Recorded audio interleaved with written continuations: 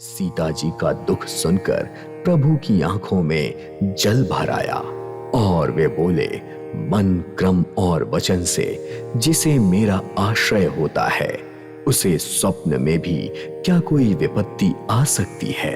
यह सुनकर हनुमान जी बोले, हे प्रभु, विपत्ति तो वही होती है जहां आपका भजन और स्मरण नहीं होता। राक्षसों की तो बात ही क्या है। आपका कैसा भी शत्रु हो, उसे जीतकर जानकी को ले आए।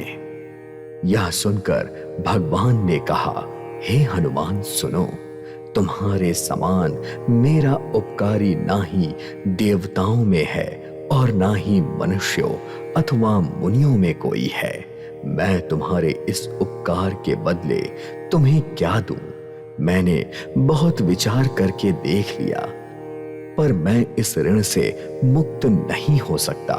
प्रभु के वचन सुनकर हनुमान जी प्रेम से विकल हो गए और गुहार करते हुए बोले, हे भगवान, मेरी रक्षा करो, मेरी रक्षा कीजिए प्रभु। और यह कहते हुए वे श्री राम के चरणों में गिर गए। प्रभु उनको उठाने का प्रयास करने लगे, पर प्रेम में डूबे हनुमान को चरणों से उठना सुहा ही नहीं रहा था। प्रभु के कर कमल हनुमान जी के सर पर थे। फिर प्रभु ने जबरदस्ती हनुमान जी को उठाकर अपने हृदय से लगा लिया और हाथ पकड़कर अपने निकट बैठा लिया और बोले, हे हनुमान, बताओ, रावण की सुरक्षित लंका और उसके विशाल किले को तुमने किस प्रकार चलाया? हनुमान जी ने जब देखा कि प्रभु प्रसन्न हैं, तब वे अभिमान रहित वचन बोले, बंदर का बस यही बड़ा पुरुषार्थ है कि वह एक डाल से दूसरी डाल पर कूदे। ऐसे ही मैंने जो समुद्र लांघकर सोने का नगर जलाया और राक्षसों को मारकर वहां का वन उजाड़ दिया, यह सब तो हे रघुनाथ जी आपका ही प्रताप था। इसमें मेरी कोई प्रभुता है ही नहीं। यह तो इस कारण हो गया क्योंकि जिस पर आप प्रसन्न होते हैं उसके लिए कुछ भी कठिन नहीं होता। आपके प्रभाव से असंभव भी संभव हो जाता है। हे नाथ, आप अत्यंत सुख देने वाले हैं। यदि आप मुझे कुछ देना ही चाहते हैं तो कृपा करके अपनी निश्चल भक्ति मुझे दे दीजिए। हनुमान जी की अत्यंत सरल वाणी सुनकर हर्षित हुए श्री राम जी ने ऐसा ही हो कहकर उन्हें अपनी निश्चल भक्ति प्रदान कर दी।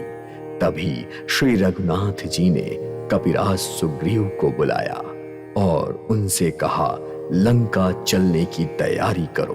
अब विलंब किस लिए किया जाए? वानरों को तुरंत आज्ञा दो। रावण के वध की तैयारी देखकर देवतागण हर्षित होकर फूल बरसाने लगे और आकाश मार्ग से अपने अपने लोक को चले गए। और फिर वानर राज सुग्रीव ने शीघ्र ही सारे वानरों को बुलाया और उनका आदेश मिलते ही वहां वानर सेनापतियों के समूह आ गए। उसमें वानर और भालुओं के विशाल झुंड थे जो अनेकों रंग के अतुलनीय बल के स्वामी थे। वे प्रभु के चरणों में गिरकर सर नवा रहे थे। महान बलवान रीछ और वानर जोर जोर से गर्जना कर रहे थे। श्री राम ने वानरों की सारी सेना देखी और अपने कमल नेत्रों से उन पर अपनी कृपा दृष्टि डाल दी। राम की कृपा का बल पाते ही श्रेष्ठ वानर जैसे जैसे पंख वाले बड़े पर्वत हो गए। और फिर श्री राम जी ने हर्षित होकर सारी सेना के साथ जैसे ही वहां से प्रस्थान किया, अनेकों प्रकार के शुभ शकुन होने लगे जो सब मंगलों से पूर्ण थे।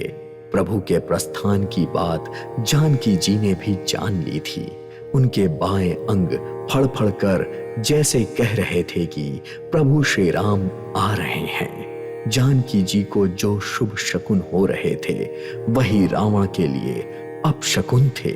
श्री राम जी की विशाल सेना का वर्णन कौन कर सकता है? असंख्य भालू और वानर गर्जना कर रहे थे। कोई आकाश मार्ग से और कोई पृथ्वी मार्ग से जा रहा था। उनके चलने से, गर्जना से सभी दिशाओं के हाथी चिंघाड़ने लगे, पृथ्वी डोलने लगी, पर्वत चंचल हो गए, समुद्र खलबला उठे। अनेकों करोड़ों भयानक योद्धा दौड़ रहे थे और श्री राम जी की जय हो पुकारते हुए अनेकों गुणों का गान कर रहे थे। इस प्रकार श्री राम जी अपनी विशाल सेना के साथ समुद्र तट पर जा पहुंचे। इधर जब से हनुमान जी लंका को जलाकर गए, तब से सभी राक्षस भयभीत रहने लगे और वह अपने अपने घरों में विचार करने लगे कि अब लगता है राक्षस कुल की रक्षा का कोई भी उपाय शेष नहीं है, जिनके दूत के बल का वर्णन ही नहीं किया जा सकता। यदि उनके स्वामी स्वयं नगर में आ गए तो हम लोगों की कैसी बुरी दशा होगी।